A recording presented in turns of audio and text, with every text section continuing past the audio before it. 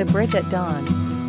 Every morning, Emma walked across the old wooden bridge that stretched over the quiet river near her town. It had become her ritual, watching the sunrise spill golden light across the water, listening to the gentle hum of the world waking up. She liked the solitude, it made her feel safe, as though the world paused just for her. One morning, she noticed someone else standing at the far end of the bridge. A young man with a sketchbook balanced against the rail, his head bent, pencil moving quickly. Emma hesitated, unsure whether to pass by quietly or to speak. As she drew closer, the man glanced up. His eyes were warm, the kind that smiled before his lips did. "Sorry if I'm in your way," he said, stepping aside. "You're not," Emma replied softly, curious. "Are you drawing the sunrise?" He tilted the page toward her. It wasn't just the sunrise. He had captured the bridge, the river, the rippling clouds. And in the corner, the faint outline of a woman standing at the rail. Emma realized it was her. "You come here often," he admitted with a shy laugh. "I noticed. The way you watch the morning, it's like you belong to it." His name was Daniel, an art student who had returned to town to care for his grandmother. Their mornings began to intertwine, her quiet presence and his sketches filling the dawn. Emma, who once guarded her solitude, found herself waiting for his smile. Daniel, who always hid behind his drawings, began speaking more, letting his laughter echo across the water. Weeks turned into months. Seasons changed, yet the bridge remained their place, where silence was never heavy, where words flowed as easily as the river below. One misty autumn morning, as the first leaves drifted into the water, Daniel closed his sketchbook and turned to her.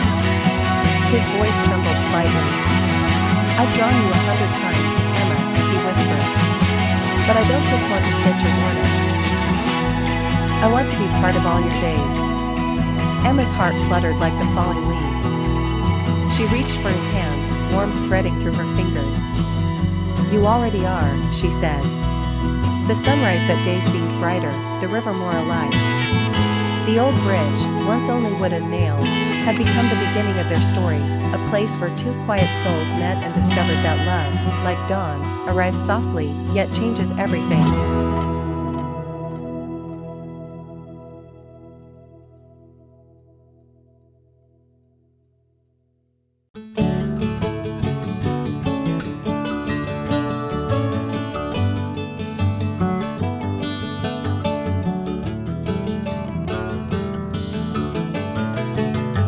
The last train home.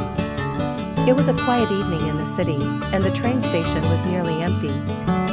Emma sat on a wooden bench, clutching her scarf tightly as the cold air wrapped around her.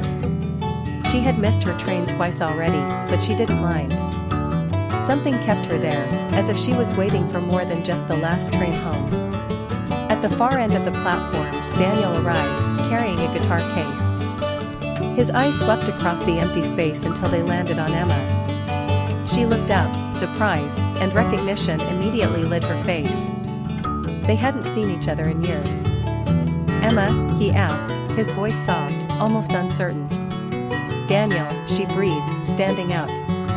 Back in college, they had been inseparable, sharing music, late-night walks, and dreams too big for their small town. But life had pulled them apart. Daniel chased music across the country, while Emma stayed behind, building a career in the city. They laughed nervously at first, then slowly began to talk. The years melted away. He told her about the small bars he played in, the nights when the crowd was only 5 people, but also the moments when music felt like magic. She told him about her work, her quiet apartment, and the way she sometimes still thought of him when she heard an old song on the radio. The announcement echoed, "Final train departing in 10 minutes." Emma hesitated. "This is my train," she whispered. Daniel looked at her, eyes searching, as if trying to capture every second. "I know." Silence hung between them, heavy but tender. Then, almost without thinking, he opened his guitar case, pulled out his instrument, and began to play the melody he had written for her years ago. The notes were fragile, trembling in the cool night air, but the song carried everything he couldn't say aloud. Tears filled Emma's eyes. "You still remember How could I forget? Daniel smiled. The train roared in, its doors sliding open. Emma looked at it, then at Daniel. For a moment, her heart battled with reason. She had always chosen the safe path, the predictable one.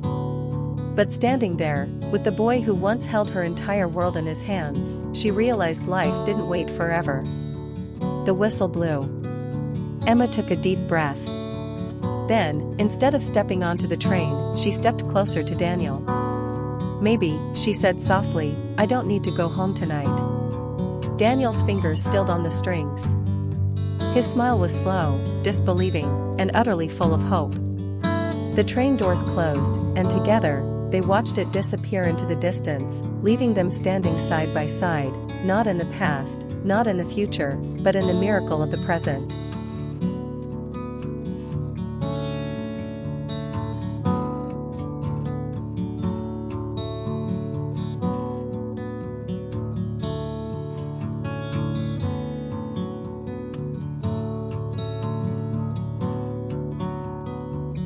The train window. Clara had always taken the 7:30 train to work. It was part of her routine, same seat, same view of the river, same silence filled with half-read books and lukewarm coffee. She never expected her mornings to change until one rainy Tuesday. The train jolted as a tall young man slipped into the seat across from her, rain dripping from his coat. He gave a polite smile, one of those smiles that seemed both apologetic and genuine. Clara returned it, briefly, before turning to her book. Yet, she found herself reading the same line again and again. The next morning, he was there again. Same seat, same smile. This time, he had a notebook in his hand. She noticed he wrote quickly, sometimes pausing as if searching for the right word. Curiosity gnawed at her, but she kept quiet. Days passed. Their silent companionship became familiar, almost comforting. Sometimes their eyes met over the rattling table, and Clara felt something she couldn't explain. A warmth that lingered long after the train stopped. One morning, the man slid a folded note across the table. Clara hesitated, then opened it. I see you read the way I write, like every word matters. Would you let me buy you coffee after the train? Her heart raced. She looked up to find him watching, unsure, almost shy. Clara, for once, didn't think too much. She simply nodded. That day, they walked out of the station together, the city alive around them. Over coffee, she learned his name was Daniel, an aspiring writer. He learned she loved photography, that she captured fleeting moments because she feared forgetting them. Weeks turned into months. Their seats on the train became their seats. Rainy mornings didn't feel gray anymore, not when Daniel scribbled something in his notebook and leaned over to share it with her. Clara's laughter became his favorite sound, Daniel's words became the stories she wanted to keep. One evening, as the train sped along the glowing river, Daniel held her hand for the first time. It felt simple, inevitable, like the train had been carrying them not just to work, but toward each other all along. Years later, Clara would still remember that first folded note, smudged slightly by his nervous hands. Love, she realized, didn't always arrive with grand gestures. Sometimes, it began quietly, across a train window, with a smile that felt like home.